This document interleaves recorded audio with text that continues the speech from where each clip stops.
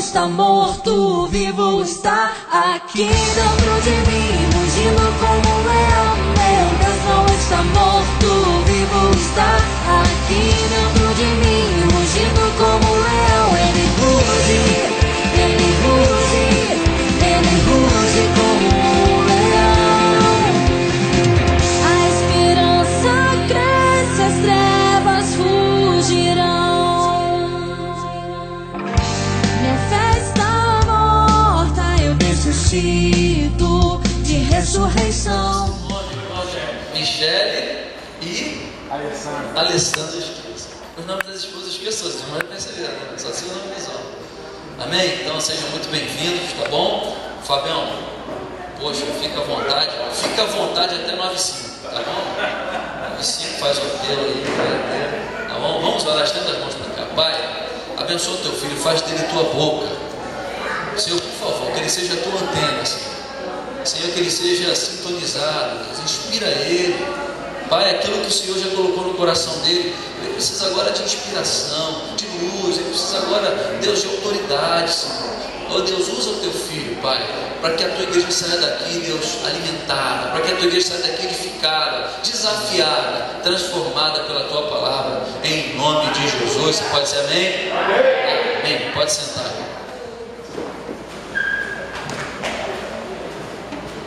Graça e paz, amados. Graça e paz. Tecladista pode me ajudar aqui? Um olhou para o outro. Estou muito feliz de estar com vocês hoje à noite aqui. Me sinto muito à vontade, né? Pastor Serginho fez seminário comigo, a gente cansou de viajar em missões, cansou de tirar serviço debaixo de chuva ali perto do botequim, lembra, né? Vendo o Thay aqui, Roberto, o William. Cadê o William? Estava fora. Estava fora de nosso serviço? Polivalente. O pastor Serginho estava falando, ele falou, nós fizemos esse turno aí desse trabalho de oração, e ele ficou enfatizando uma frase ali de sem parar, foi sem parar, não foi isso? E é isso que eu quero pregar essa noite para você. Fala para o teu irmão assim, você não pode parar. Fala para o teu irmão aí, você não pode parar. Nesses últimos dias, o que eu tenho mais visto são pessoas falando em parar. Querem parar com o ministério, querem parar com faculdade, querem parar com casamento, querem desistir do filho. Tudo hoje parece que é motivo para parar. Se tu marca um dia de reunião, no segundo o pessoal já quer parar. Se marca um dia para estudar a Bíblia, no segundo dia já quer parar. E se eu paro hoje, amanhã a tendência natural é retroceder. Porque se eu estou caminhando e paro, daqui a pouco eu volto para trás. E aí Deus já não tem prazer em mim. Porque Deus não tem prazer na alma daqueles que retrocedem. Fala para o teu irmão, você não pode parar. Abra sua Bíblia comigo em Mateus, capítulo 9. A gente vai ler do versículo 1 ao versículo 8. Evangelho de Mateus, capítulo 9, versículo 1 a 8. Facinho achar Mateus, né? Todos acharam? Então vamos ler. Entrando Jesus no barco, passou para o outro lado, versículo 1, tá? Do 1 a 8. Entrando Jesus no barco, passou para o outro lado e foi para a sua própria cidade. E eis que trouxeram um paralítico deitado no leito. Vendo-lhes a fé, Jesus disse ao paralítico: tem bom ânimo, filho, estão perdoados os teus pecados. Mas alguns escribas diziam consigo: este blasfema. Jesus, porém, conhecendo-lhes os pensamentos, disse: por que cogitais o mal no vosso coração? Pois qual é mais fácil? Dizer, estão perdoados os teus pecados, ou dizer, levanta-te e anda? Ora, para que saibais que o Filho do Homem tem sobre a terra autoridade para perdoar pecados, disse então ao paralítico: levanta-te, toma o teu leito e vai para a tua casa. e levantando-se partiu para a sua casa. Vendo isso, as multidões, possuídas de temor, glorificaram a Deus que dera tal autoridade aos homens.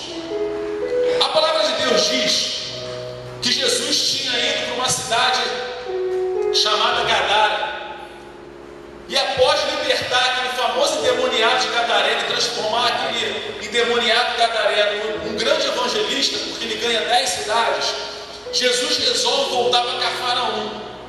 Quando Jesus está voltando para a sua cidade, trazem para Jesus um paralítico. Repita, paralítico. E o que é um paralítico? Paralítico é alguém que sofreu uma paralisia e por isso ficou parado, prostrado, impedido de caminhar, impedido de conquistar, impedido de avançar, impedido de ter uma vida comum. Trouxeram para Jesus um homem que era um zero à esquerda para a sociedade, porque era uma pessoa que dependia inteiramente de homens. Ele não podia fazer mais nada, a vida dele estava paralisada.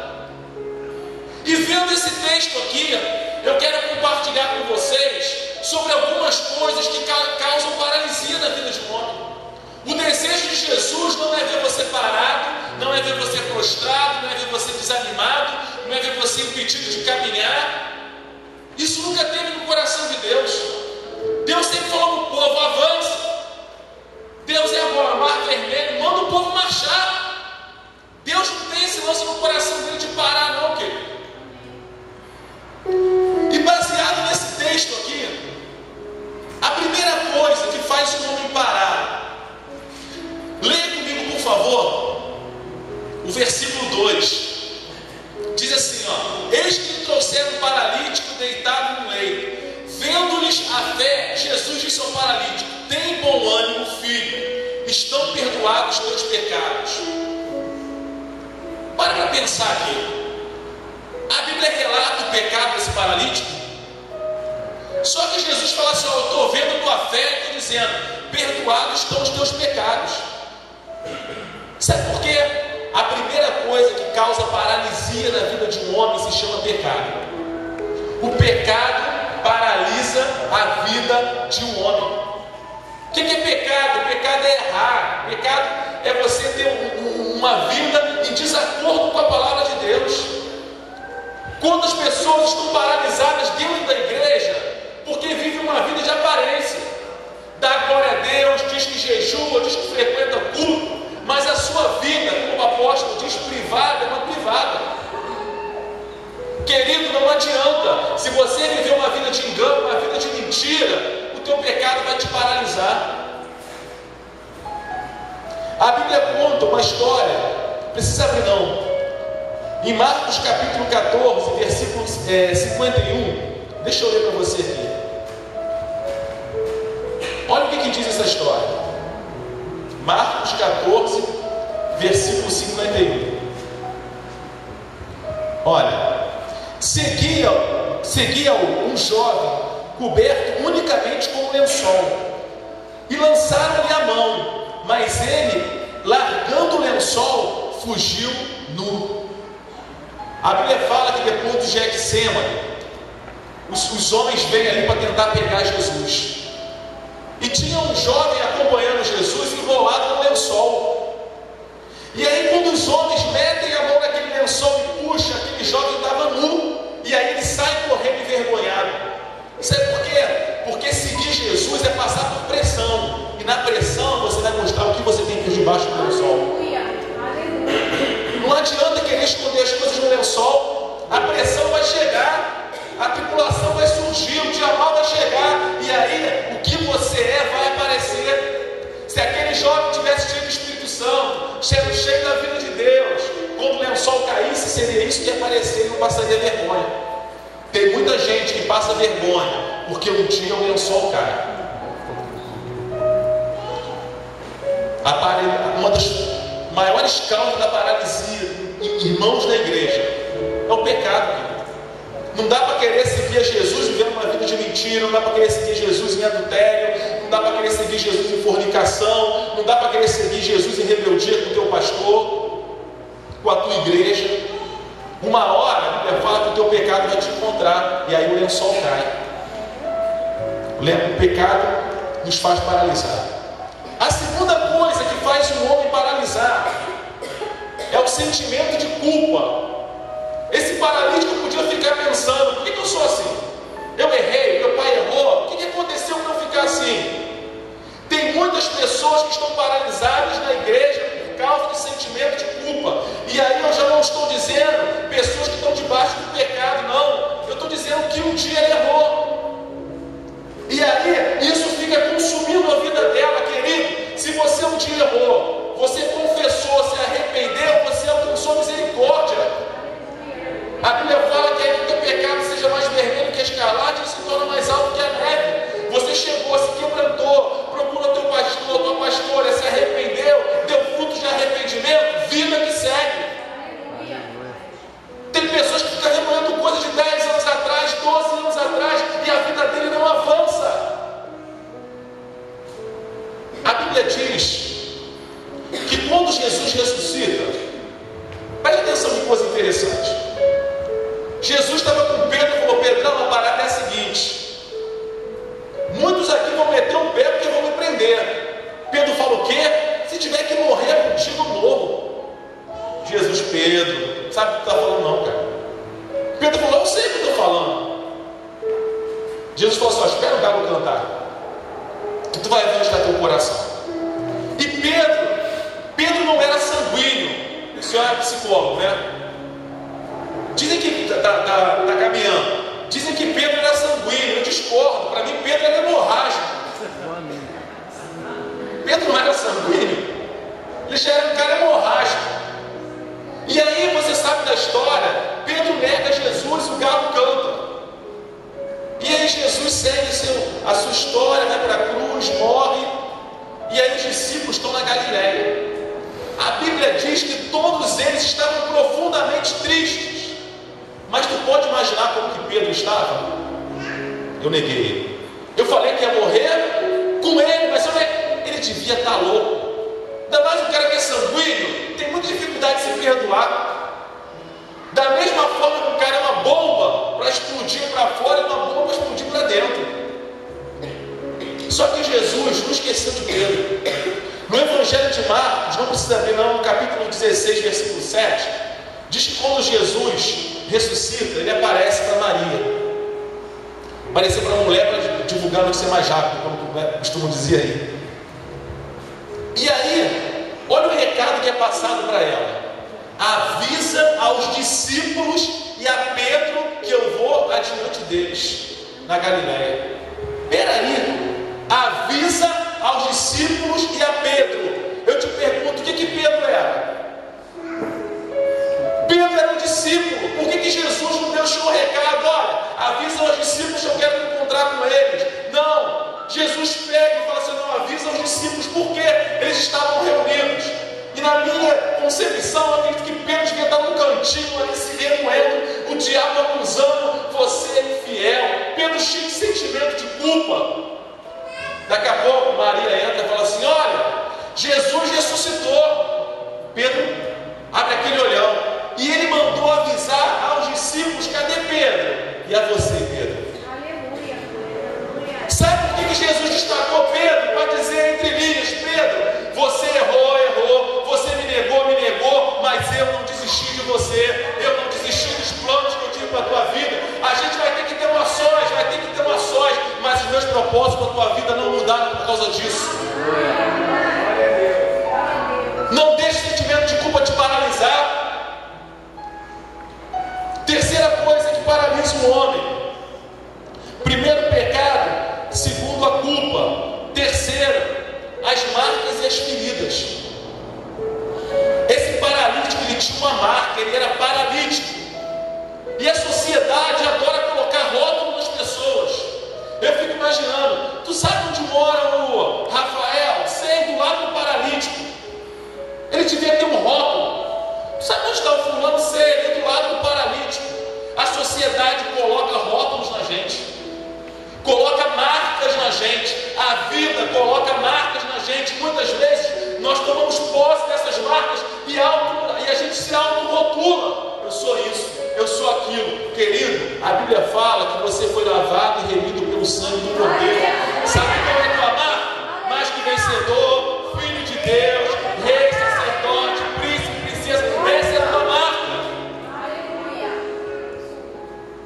Sabe por que a marca muitas vezes é produto final de uma ferida?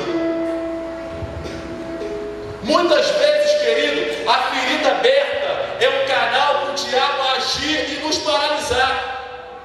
Eu vou te dar um exemplo aqui. Quem já fez luta aqui? Muay Thai, boxe.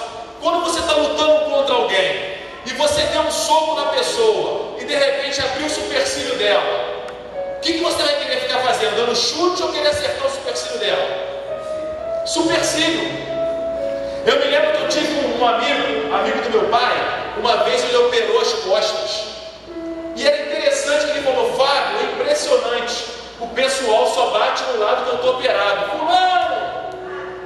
Mas era engraçado que quando alguém encostava na ferida, ele parava. Sabe por que Deus precisa nos curar? Para que o diabo não venha tocar na ferida e te parar. Se exponha. Abra o seu coração. Aquilo que te machuca, que está dentro de você há anos, se você não trouxer a luz para ser curado, um dia isso vai te parar. Existe uma classe de demônios que eles só atuam em feridas abertas. Expõe. É difícil se expor, é difícil contar um trauma, é difícil contar uma marca, não é fácil. Mas existe um Deus que na cruz do Calvário te perdoou, te lavou, te remiu, te curou. Toma propriedade disso. Porque quando você confessa para Deus, Ele te perdoa. Mas quando você compartilha, Ele te cura. Por isso que a palavra de Deus diz: confessai as vossas culpas uns aos outros e orais um pelos outros, para que sareis. Às vezes Deus permite anos até você estar dentro da igreja com uma ferida aberta. Mas a Bíblia fala que existe o tempo da cura. Existe tempo para todas as coisas, inclusive da cura. Detector, chega na autoridade. Outra coisa que é importante para a cura: sempre se submeta a uma autoridade. Por que isso? Vou te explicar. Eu sou professor, trabalho com treinamento desportivo. Uma vez, um aluno começou a se planejar. Ele mesmo começou a preparar o treino dele. Ele não via resultado. Um dia ele chegou para mim e falou: Fábio, prepara meu treino. Eu preparei. Ele começou a ver resultado. Sabe por quê? Porque ele se submeteu a uma autoridade naquilo. O teu pastor e a tua pastora são autoridades de Deus na tua cura.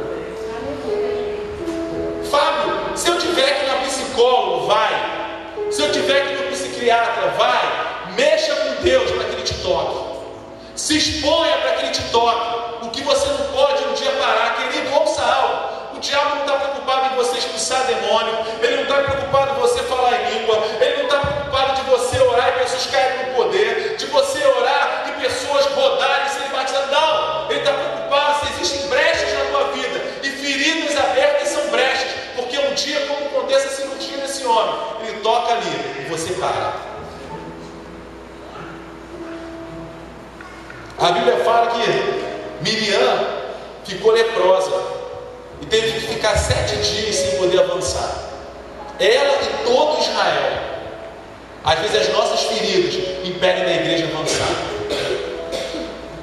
Quarta coisa que faz uma pessoa parar. A primeira eu falei é o quê? Pecado. A segunda, sentimento de culpa. A terceira, as marcas e as feridas. Quarta coisa que faz uma pessoa parar: as circunstâncias e os ventos contrários. Esse paralítico, ele pediu para nascer paralítico, ele pediu para ficar paralítico, mas aconteceu. Nem tudo que acontece na nossa vida nós temos como administrar. Nós não temos esse dom e esse poder para determinar o que vai acontecer ou deixar de acontecer em nossas vidas. Aconteceu com ele. A Bíblia não relata se ele ficou paralítico ou se ele nasceu, mas o fato é, ele passou pelo vento contrário. E pensa comigo aqui: se eu estou andando para lá e vem um vento contrário, a tendência natural desse vento fazer com que eu pare. Sim ou não? Porque a resistência do ar, imagina, eu estou andando para cá e vem um vento de 100 km na minha direção. O Primeiro ele vai me parar, depois vai me empurrar para onde? Para trás. Tem muitas pessoas parando por causa de ventos contrários. Ah, Fábio, eu estava bem com Jesus, estava feliz, mas de repente eu soube que eu tinha uma doença. Fábio, eu estava bem com Jesus e de repente eu fui mandado embora do meu emprego. Fábio, eu estava bem com Jesus e meu marido não se converteu, está dando ataque lá em casa. É evento contrário, não pode te paralisar. E eu falei, Deus, como a gente lida com o vento contrário? Aí eu me lembrei de uma aula que eu tive na faculdade. Quantos já assistiram uma prova de 100 metros rasos? Como que os atletas começam? Abaixados. Por que eles começam na prova de 100 metros rasos abaixados? Porque se eles começarem de pé, a resistência do ar vai ser muito grande, vai diminuir a velocidade deles. Então eles precisam se curvar, porque eles cortam o ar e avançam. Deu para entender ou não? O que quer dizer com isso? Está passando vento contrário? Se curva diante de Deus. Está passando vento contrário? Se quebranta diante de Deus. Está passando vento contrário? Se humilha diante de Deus. Que no tempo certo Ele te exalta e te levanta.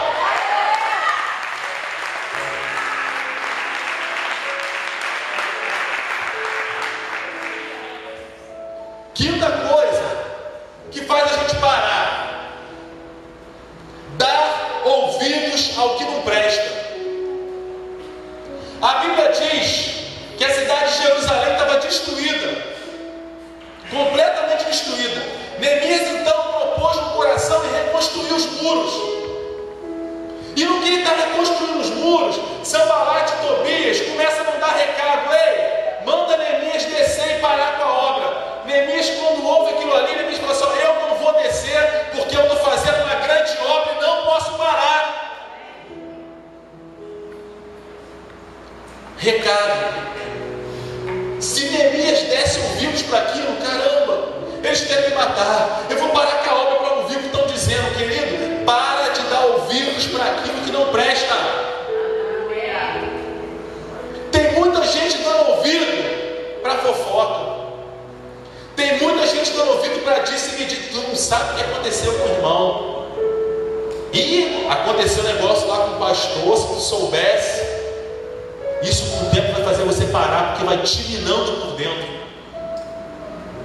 Irmão, vai me edificar o que você vai falar? Então nem fala. Ah, eu queria te contar, não é para você contar não, vamos dobrar o joelho e orar, aí tu vai ver. Muitas vezes a gente fica ouvindo o que não é para ouvir. E aí daqui a pouco tu fala: eu estou frio, chego na igreja, não sinto a presença de Deus, está desconfiado de todo mundo. Comece a dar ouvido para o Espírito Santo. Comece a dar ouvido para a palavra de Deus. Comece a dar ouvido para os teus pastores. Às vezes o pastor prega um negócio aqui, uma palavra que ele cavou o coração de Deus, que ele passa uma madrugada. Não é fácil estar aqui pregando. Eu costumo dizer que pregar é um drama. Meu Deus, pregar sobre o quê? Né, pastor? Falar o quê? Já preguei sobre tudo. Aí cava o coração de Deus. Aí vem um infeliz endemoniado e conta uma mentira. E tu está chateado com a pastora. Porque o irmão falou: tu não sabe nem se é verdade, está dando crédito. Daqui a pouco tua vida vai parar. Neemias disse assim: ó, eu não quero nem saber o que Sanbalate, Tobias e Gésem estão dizendo. Sabe por quê? Eu estou fazendo uma grande obra, eu não posso nem descer para parar e para ouvir isso aí.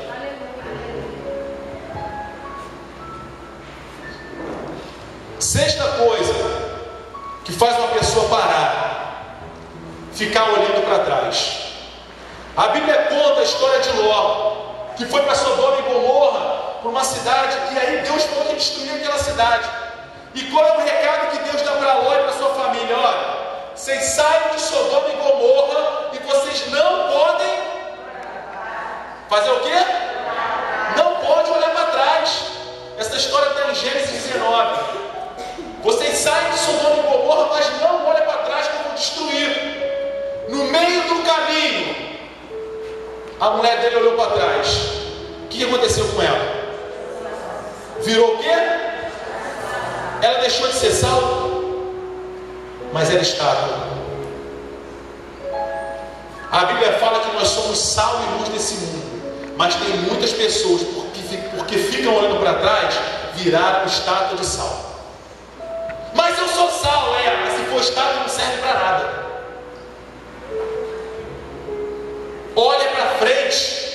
Deus coloca às vezes a oportunidade diante de você, dizendo: olha para frente, tu não consegue. Às vezes Deus quer ampliar algo no teu casamento, aí a mulher vira para o marido e diz: tu lembra 10 anos atrás que tu falou isso? Meu Deus, a Bíblia fala: não vos lembrei das coisas passadas e nem considereis as antigas. E tem gente que considera muito mais o antigo do que o presente. A Bíblia fala em Filipenses 3,13: quanto a mim, não julgo que haja alcançado, mas uma coisa eu faço, esquecendo das coisas que para trás ficam, eu avanço para que estão diante de mim. Sabe por que o diabo quer te paralisar com o passado? Para comprometer teu futuro que está intacto. Tem muito crente dizendo: eu sou sal. Meu filho, se você for sal e for estátua, não serve para nada. Muito mais importante do que é você ser sal é não ser estátua. A mulher de Ló podia falar: eu sou sal, mas era uma estátua. Tem muitas pessoas que estão olhando tão para trás que viraram uma estátua de sal. A mulher de Ló podia avançar, mas ela era sal. Ela podia conquistar, mas ela era sal. Ela podia sonhar, mas ela era sal. Não, por quê? Porque virou estátua.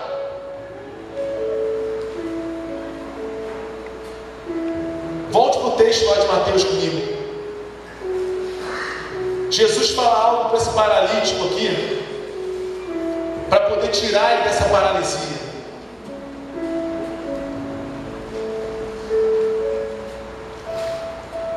Mateus 9,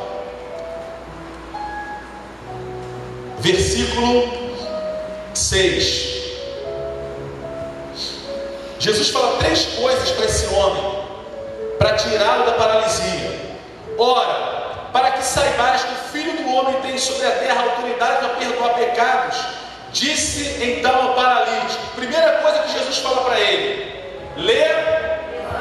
levanta-te. Jesus podia chegar para ele e dizer o seguinte: me dá a mão aqui, tadinho, você é paralítico, eu te ajudo a levantar. Jesus dá uma ordem: levanta-te. Para de ficar dependendo de uma ação humana transportando você. Sai dessa condição, se mova, lute contra isso. Eu não te fiz para ficar parado, eu não te fiz para ficar prostrado, eu não te fiz para ficar caído, eu não te fiz para ficar dependendo de homem algum. Levanta-te. Jesus, com isso, estava curando o corpo daquele homem. Às vezes a gente fica: eu sou assim, espero que o irmão faça aquilo por mim. Eu sou, querido, você não é miserável, você não é pobre coitado, você não é tadinho, você não é zero à esquerda. Não, se levanta. Tem autoridade. Eu estava dizendo para aquele cara: se levanta. Ele podia chegar: calma aí, Jesus, que eu vou pedir ajuda para quem me trouxe para aqui. Não, era uma atitude que dependia dele. O que eu entendo com isso? Para sair dessa paralisia só depende de você. Segunda coisa que Jesus disse para ele foi: toma. Fala alto aí para me ajudar. Toma o teu leito. Quem gosta de leito aqui? Quem gosta de uma caminha? Só a irmã ali? Eu gosto. Não estou falando de preguiçoso não. Dormir, acordar meio-dia, almoçar e voltar a dormir. Pô, uma caminha é muito gostoso. Depois daquele dia de trabalho, você chegar em casa, para quem gosta, tomar aquele banhozinho, diz que não gosta, né? Já vai, fica a marca ali do corpo na cama, levanta, cheio de mosquito em cima. O leito é muito gostoso. Pode ser gostoso para mim e para você, mas para aquele homem era terrível.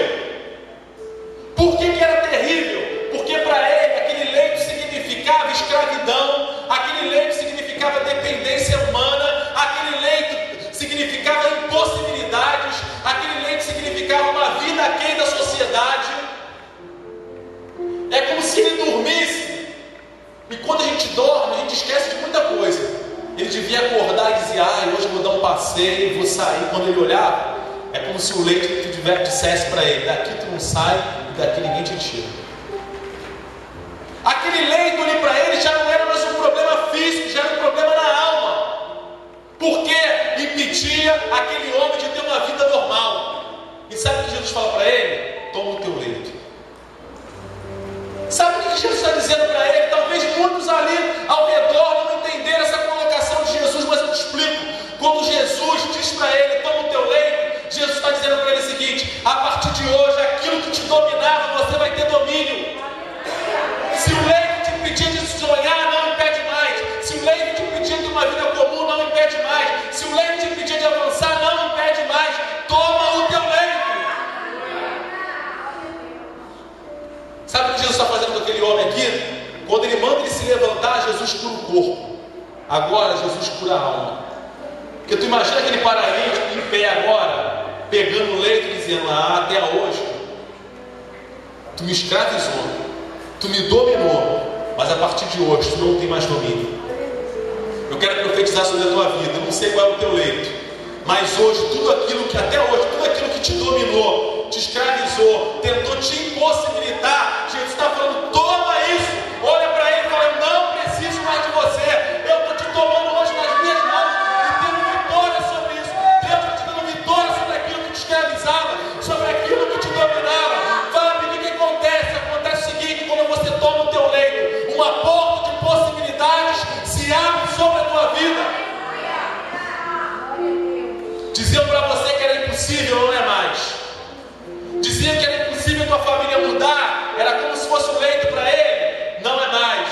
E é impossível teu marido se converter, não é mais, porque eu tomei o meu leito e eu creio na transformação que Jesus vai fazer. Terceira coisa que Jesus fala para ele: volta,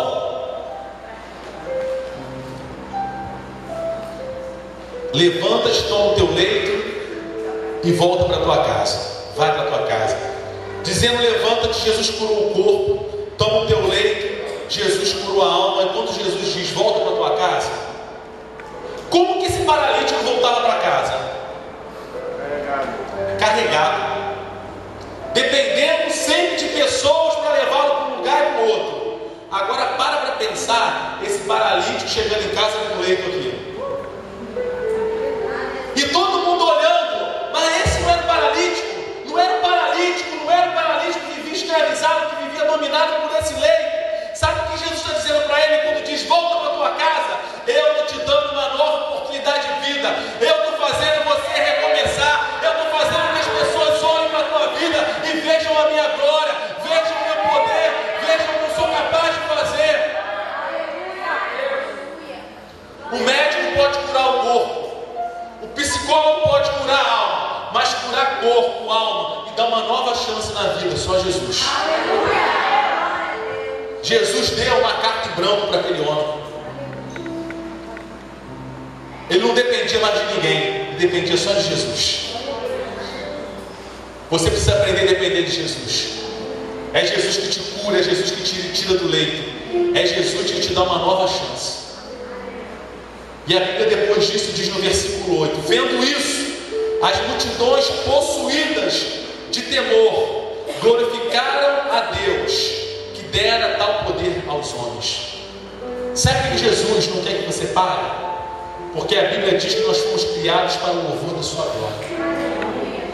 As pessoas têm que olhar para nós e glorificar Jesus. A nossa vida tem que evidenciar Jesus. A nossa vida tem que ser marcada por Ele, para que as pessoas possam olhar para nós e falar: Deus um dia tocou na vida dele, tocou na vida dela, ele teve uma nova chance, uma nova oportunidade de vida.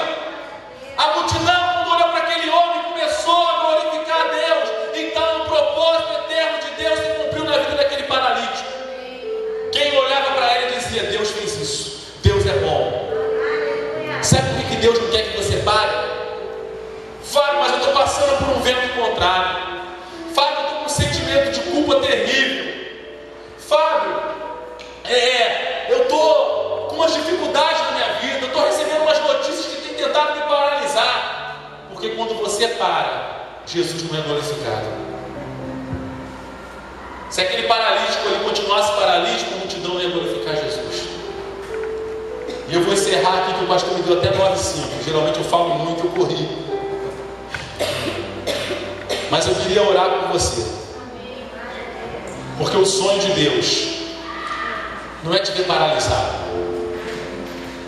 Eu não sei de repente se o pecado te paralisou. Eu não sei se você está vivendo um sentimento de culpa de algo que aconteceu na tua vida.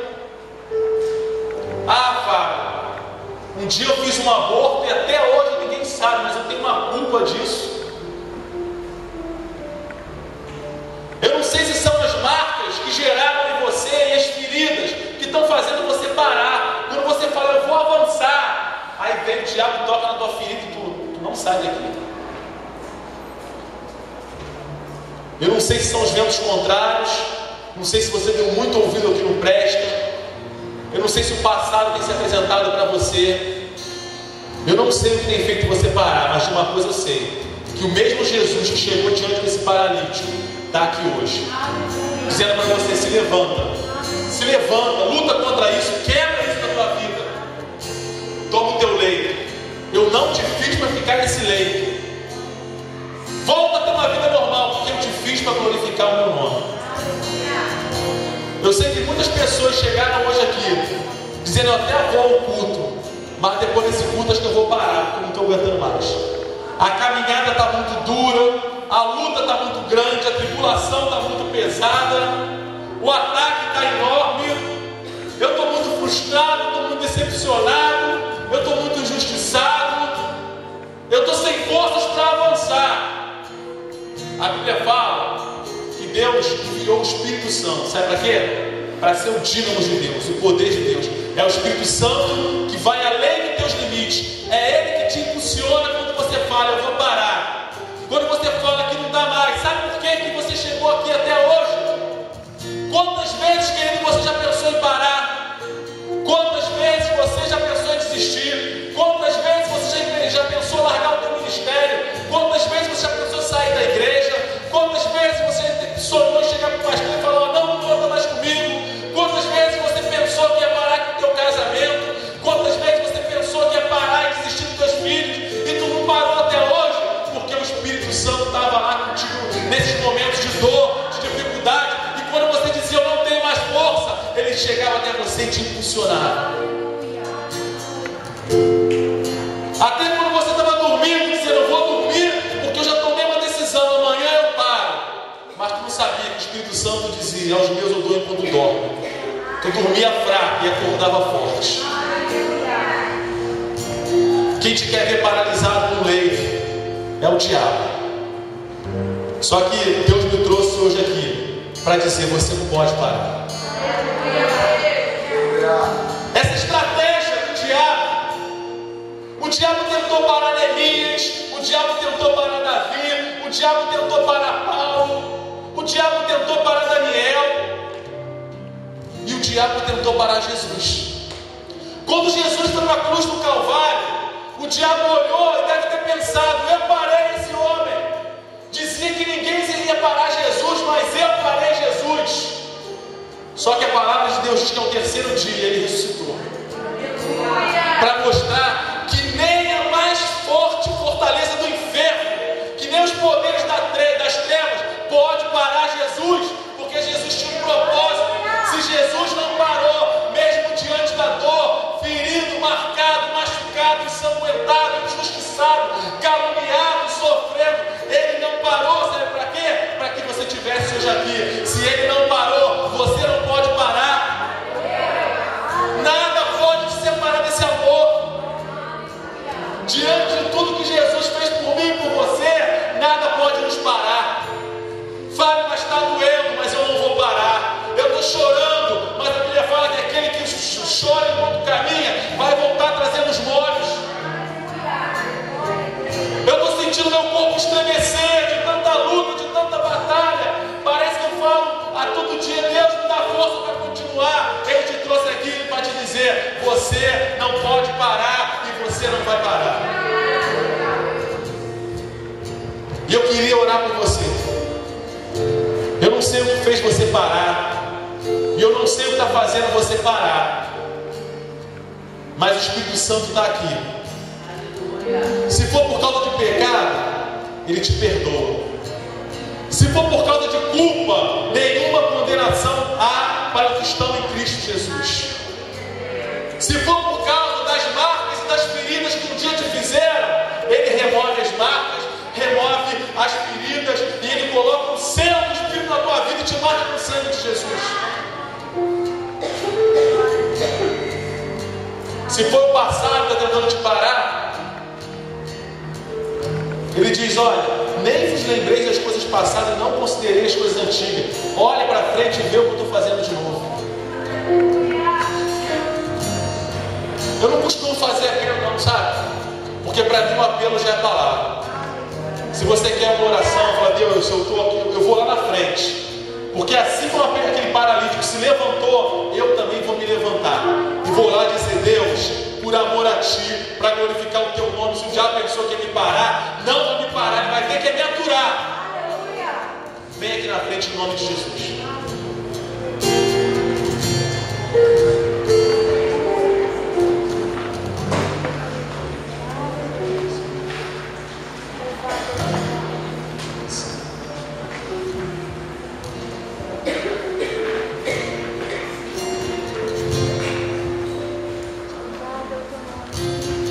Isso, vem aqui na frente. Essas coisas que acontecem são oportunidades de Deus, são janelas espirituais que se abrem.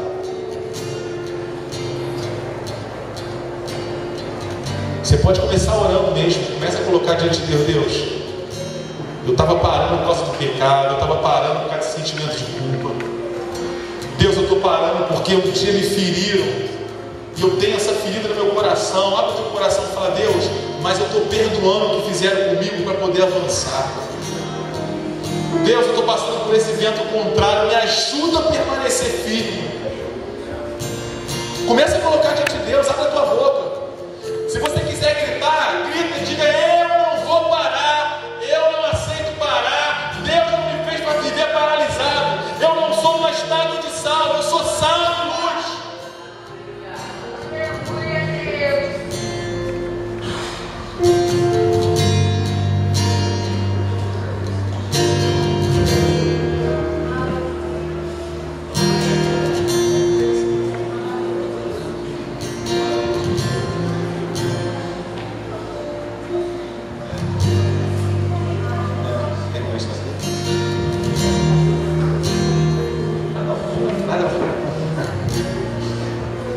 Amém. Aleluia. É muito importante nesse momento você acreditar que você é mais que vencedor. Amém? Você é mais que vencedor. O diabo tentou te destruir, mas ele não conseguiu, porque nesta noite Deus veio te trazer a vitória. Receba essa vitória em nome de Jesus. Senhor Deus, Pai, em nome de Jesus, Deus, está aqui os teus filhos, Pai, estão aqui o teu povo, Senhor. Teu povo onde, Senhor, está prostrado diante do teu altar, Senhor, declarando que necessita, Senhor, do teu perdão, necessita da tua ajuda, Senhor, e necessita, Senhor, da tua absolvição, Deus. Senhor, e nós declaramos, Pai, que na tua palavra diz, Senhor, que por ti, por Jesus, todos nós fomos absolvidos dos nossos pecados. E absolvido, Senhor, quer dizer justificado, Deus. O Senhor nos justificou pelo sangue de Jesus vertido na cruz do Calvário, Deus. E por isso que o diabo não pode mais nos culpar, o mundo não pode mais nos culpar, o sistema mundano não pode mais nos culpar. Então, nesse momento, Senhor, eu te peço, Deus, derrama agora o teu sangue sobre a vida de cada um aqui, Deus. Derrama o teu sangue, Senhor, e que eles venham entender que eles não têm mais culpa alguma. Não está morto, vivo está aqui dentro de mim, mugindo como um leão. Meu Deus não está morto, vivo está aqui dentro